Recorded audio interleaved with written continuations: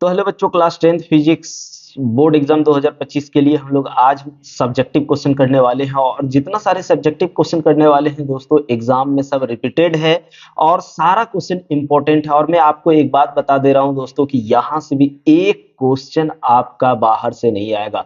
जितना सारा क्वेश्चन आएगा यहीं से आएगा, इसलिए इस सीरीज को देखना ना भूलें। क्योंकि अभी जो हम लोग करने जा रहे हैं दोस्तों, वो करने जा रहे हैं सब्जेक्टिव। ऑब्जेक्टिव हम लोगों ने कर लिया फिजिक्स का, अब हम लोग फिजिक्स का सब्जेक्टिव करेंगे, उसके बाद फिर केमिस्ट्री करेंगे, फिर जाके बायोलॉजी करेंगे। बायोलॉजी करने के बाद मैथ करेंगे। एकदम रेगुलर बने रहिए दोस्तों बोर्ड एग्जाम की तैयारी के लिए, ठीक है। तो चलिए शुरुआत करते हैं। पहला क्वेश्चन आपका क्या दिया हुआ है, कहता है कि अवतल दर्पण के, क्या कहता है, अवतल दर्पण के तीन प्रमुख उपयोग लिखिए। अवतल दर्पण आपको पता है ना दोस्तों। अवतल दर्पण किसको बोलते हैं? जो बाहर की ओर से पॉलिश किया हुआ हो, यानी बाहर से उभरा हुआ हो, उसे अवतल दर्पण कहते हैं। और अवतल दर्पण का उपयोग हम लोग किन किन चीजों में करते हैं? सर्च लाइट, सर्च लाइट समझते हैं, जो पुलिस लोग यूज करता है ना प्यारे बच्चों, रात को देखने के लिए पुलिस लोग जिस लाइट का उपयोग करते हैं उसे को हम लोग सर्च लाइट कहते हैं। फिर दूसरा, दंत चिकित्सक दर्पण के रूप में।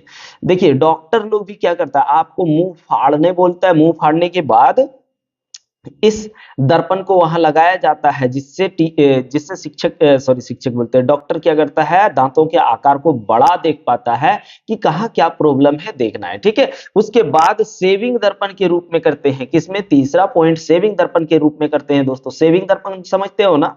सेविंग दर्पण हम लोग किसको कहते हैं? जब हम लोग अपना दाढ़ी मूछ बनाते हैं तो वहां पे, या बाल उल कटाते हैं, उस टाइम हम लोग अपना चेहरा देखते हैं ना, तो वो है आपका सेविंग दर्पण। उसके बाद दूसरा क्वेश्चन, प्रकाश का अपवर्तन किसे कहते हैं? प्रकाश का अपवर्तन किसको कहते हैं प्यारे बच्चों? कहता है जब प्रकाश एक माध्यम से चलकर किसी दूसरे माध्यम के तल से टकरा कर विचलित होने की घटना को हम लोग प्रकाश के अपवर्तन कहते हैं। क्या कहते हैं? विचलित होने की घटना को प्रकाश का अपवर्तन कहते हैं प्यारे बच्चों, ठीक है। फिर प्रकाश का अपवर्तन किसको बोलते हैं? आइए देखते हैं प्रकाश के अपवर्तन को। प्रकाश के अपवर्तन तो देख लिया है ना। अब हम लोग देखने वाले हैं प्रकाश के अपवर्तन के नियम।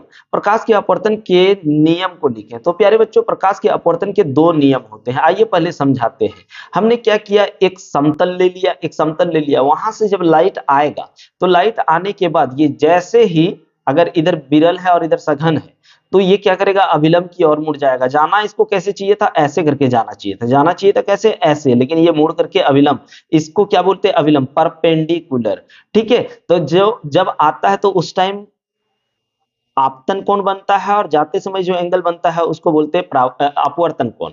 तो यहाँ पे आइए, सबसे पहले एक बात देखिए, आपतित किरण और अपवर्तित किरण और अभिलंब तीनों एक ही बिंदु पर है कि नहीं? एकदम एक ही बिंदु पर है। तो यहाँ पे पहला क्वेश्चन, आपतित किरण, देखिएगा, आपतित किरण, अपवर्तित किरण तथा आपतन बिंदु पर खींचा गया अभिलंब तीनों एक ही तल पर होते हैं। आइए दूसरा नियम, कहता है जब एक ही रंग के प्रकाश, यहां से तो श्वेत प्रकाश डाले हैं, एक ही रंग ना, श्वेत प्रकाश डाले हैं, तो कहता है जब एक ही रंग के प्रकाश की किरणें किन्हीं दो माध्यमों के सीमा तल पर तिरछी आपतित होती है, ऐसे आपतित होगा, हाँ होती है, तो आपतन कोण की जया साइन आई, इसको ये साइन आई, तथा अपवर्तन कोण की जया साइन आर के अनुपात एक नियतांक होती है। अर्थात साइन आई बटे साइन आर बराबर नियतांक, और नियतांक को हम लोग म्यू से लिखते हैं, क्या? म्यू, म्यू है ना।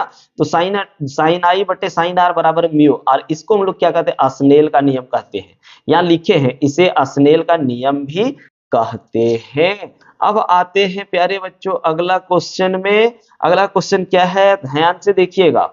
कहता है प्रकाश का परावर्तन किसे कहते हैं तथा इसके नियम को लिखें। प्रकाश के परावर्तन पहले किसको कहते हैं? जब प्रकाश की किरण एक माध्यम से चलकर, देखो लिखने का ये भी तरीका होता है, पहले आप अपना हेडिंग लिखोगे, हाँ। तो कहता है जब प्रकाश की किरण एक माध्यम से चलकर किसी दूसरे माध्यम के तल से टकरा कर उसी दिशा में लौट जाने की, पुनः उसी दिशा में लौट जाने की घटना को हम लोग क्या कहते हैं प्यारे बच्चों? प्रकाश का परावर्तन कहते हैं। अब प्रकाश के परावर्तन का नियम, इसका भी दो गो नियम होता है। सबसे पहला तो वही होगा, आपतित किरण, परावर्तित किरण तथा आपतन बिंदु पर खींचा गया अभिलंब तीनों एक ही तल पर होते हैं। आइए आगे देखते प्यारे बच्चों। दूसरा यहाँ पे समझ लीजिए, उसके बाद तो सब है ही।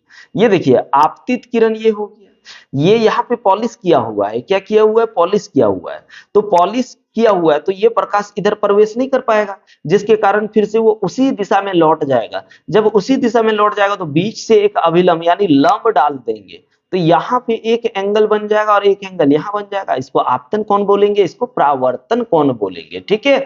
और मूल बिंदु इसका क्या होगा, एम होगा। तो यहाँ कहता है आपतन कोण तथा परावर्तन कोण परस्पर बराबर होते हैं, अर्थात कोण आई बराबर कोण आर। अब अगला क्वेश्चन क्या है प्यारे बच्चों, देखिएगा ध्यान से। कहता है अवतल दर्पण एवं उत्तल दर्पण में अंतर बताइए। बहुत इंपॉर्टेंट क्वेश्चन है दोस्तों, बहुत इंपॉर्टेंट, और इतना ज्यादा ये रिपीट हुआ है मत पूछो भैया। एक साल छोड़ करके या हर साल पूछ देता है इस क्वेश्चन को, इसलिए देख के जाइए। इससे आपको पूरा 3 नंबर मिलने वाला है प्यारे बच्चों, पूरा 3 नंबर मिलने वाला है। तो चलिए अवतल दर्पण देखिए, जब भी अंतर को लिखोगे कॉलम में लिखोगे, तो यहाँ पे इस साइड अवतल दर्पण लिख लिया और इस साइड उत्तल दर्पण लिख लिए, ठीक है। अब अवतल दर्पण का हम लोग पहला नंबर लिखेंगे, इसका डिफिनेशन लिख लेते हैं। वैसे गोलीय दर्पण जिसका उभरा हुआ भाग पॉलिश किया होता है। और इसका क्या लिखेंगे एक नंबर में, वैसे गोलीय दर्पण जिसका भीतरी भाग पॉलिश किया हुआ। मतलब देखिए यहाँ पे आपको छाप के अपन दिखाते हैं, ठीक है। यहाँ पे देखिएगा अवतल दर्पण, ये एक गोलीय दर्पण है और हमने और एक गोलीय दर्पण, अगर ये बाहर से पॉलिश किया हुआ है तो इसको अवतल दर्पण बोलेंगे, अवतल दर्पण बोलेंगे। और यदि अंदर से पॉलिश किया हुआ उभरा हुआ भाग इसका परावर्तक पृष्ठ हो, क्या परावर्तक पृष्ठ, और इसका अंदर वाला भाग हो परावर्तक पृष्ठ, परावर्तक पृष्ठ, ठीक है। तो ये अवतल हो गया और ये आपका उत्तल दर्पण हो गया, क्या उत्तल दर्पण हो गया प्यारे बच्चों। तो चलिए अब देखते दूसरा पॉइंट। कहता यह देखिए एक चीज और बता रहे कि आपका अवतल दर्पण जो होता है ना, हमेशा वास्तविक एवं उल्टा प्रतिबिंब बनाता है, ठीक है। हमेशा वास्तविक एवं उल्टा प्रतिबिंब बनाता है, जबकि ये सदैव सीधा और आभासी बनाता है। तीसरा, इसका उपयोग टॉर्च, हेडलाइट में परावर्तक सतह के रूप में उपयोग किया जाता है, और इसका उपयोग साइड मिरर यानी गाड़ी में जो पीछे देखने के लिए जो शीशा लगा होता है ना, उसमें उपयोग किया जाता है, ठीक है। अब हम लोग क्वेश्चन नंबर देखने वाले हैं 69।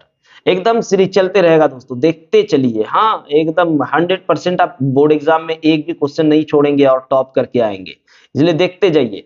अब यहाँ कहता है नेत्र की समंजन क्षमता से आप क्या समझते हैं। नेत्र की समंजन क्षमता किसको बोलता है, नेत्र की वह क्षमता जिसके कारण वो अपनी फोकस दूरी को समायोजित कर लेता है। यानी हम जितना भी दूर वस्तु रखा हुआ है, जितना भी दूर वस्तु रखा हुआ, अगर आप उस चीज को सही से देख पा रहे हैं ना, तो वो आपकी क्षमता है, क्या है, आपकी समंजन क्षमता है। अब उसके बाद अगला क्वेश्चन क्या है, कहता है तारे टिमटिमाते हैं ग्रह नहीं। देखिए इसका कारण अगर पूछा जाए एक नंबर में तो अपवर्तन होगा। किसके कारण, प्रकाश के अपवर्तन के कारण ग्रह या तारे टिमटिमाते नजर आते हैं। तो ग्रह तो नहीं टिमटिमाता दोस्तों, सबसे पहली बात तो ग्रह के पास खुद की लाइट नहीं होती है। हाँ तो यहाँ कहता है ग्रह इसलिए नहीं टिमटिमाते हैं क्योंकि वे पृथ्वी के बहुत निकट, देखिए ग्रह पृथ्वी के बहुत निकट होते हैं, जबकि तारा जैसे सूर्य हो गया है ना, तो सूर्य भी क्या है, एक तारा है। और सूर्य जैसे बहुत सारे ताराएं मौजूद हैं हमारे गैलेक्सी में, हमारे ब्रह्मांड में, है ना। और प्रकाश बड़े विस्तारित स्रोतों के रूप में दिखाई देते हैं। इसका अर्थ यह है कि ग्रहों से प्रकाश की पृथ्वी के वायुमंडल में कम यात्रा करनी पड़ती है, जिससे अपवर्तन तथा प्रकीर्णन की मात्रा कम हो जाती है और ग्रह टिमटिमाते नजर नहीं आते हैं। अब हम लोगों का अगला क्वेश्चन है क्वेश्चन नंबर 71, मोतियाबिंद क्या है और इसे कैसे ठीक किया जा सकता है। आपका ये क्वेश्चन खाली पूछ देगा मोतियाबिंद क्या है, इतने में आपको सारा लिखना होगा। या फिर ये क्वेश्चन ऐसे भी पूछ सकता है मोतियाबिंद क्या है, इसके क्या कारण होते हैं और इसका निवारण यानी इसका संशोधन कैसे किया जा सकता है। तो प्यारे बच्चों मोतियाबिंद जो होता है ना 40-45 साल के बाद ही होता है, इससे पहले मोतियाबिंद नहीं होता है। और मोतियाबिंद का कोई इलाज, कोई दवाई से ठीक मोतियाबिंद को नहीं किया जा सकता। मोतियाबिंद का एक ही उपाय है प्यारे बच्चों, उसको हम लोग ऑपरेशन करके ही ठीक कर सकते हैं। तो आइए देखते हैं क्या है। कहते डिफिनेशन, पहले मोतियाबिंद, कभी कभी अधिक आयु, क्या बोल रहे हैं, रुकिए एक सेकंड। कभी कभी अधिक आयु के कुछ व्यक्तियों के नेत्र का क्रिस्टलीय लेंस दूधिया तथा धुंधला हो जाता है, इस स्थिति को मोतियाबिंद कहते हैं। देखिए अधिक आयु होने के बाद अगर इसका कारण देखें तो इसके कारण क्या है, दृष्टि में कमी हो जाना, ठीक है। आप नहीं देख पाओगे, जो भी चीज देखोगे तो धुंधला दिखाई देगा। और उसके बाद मोतियाबिंद की शल्य चिकित्सा के बाद ही दृष्टि का वापस लौटना संभव हो सकता है। मतलब मोतियाबिंद जो है बिना ऑपरेशन का ठीक नहीं हो सकता है प्यारे बच्चों। देखिए लंबा वीडियो नहीं बनाएंगे, इतने में ही आप लोगों को कवर करा देंगे सारा चीज। आप लोग देखते जाइए, लंबा देखोगे भाई, लंबा में बड़ी दिक्कत होने लगता है ना, तो छोटा छोटा करते चलिए, एकदम सब हो जाएगा, आपको भी अच्छा लगेगा और मुझे तो अच्छा लगेगा ही दोस्तों। अगर आप लोग अच्छा नंबर ले आते तो बहुत अच्छा लगेगा। और प्यारे बच्चों कमेंट करना नहीं भूलिएगा। चलिए, जय हिंद।